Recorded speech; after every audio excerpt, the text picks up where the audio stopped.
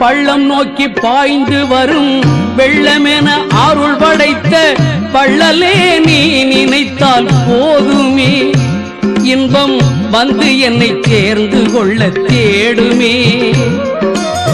பள்ளம் நோக்கி பாய்ந்து வரும் வெள்ளமென அருள் படைத்த பள்ளலே நீ நினைத்தால் போதுமே, இன்பம் வந்து என்னை சேர்ந்து கொள்ள தேடுமே.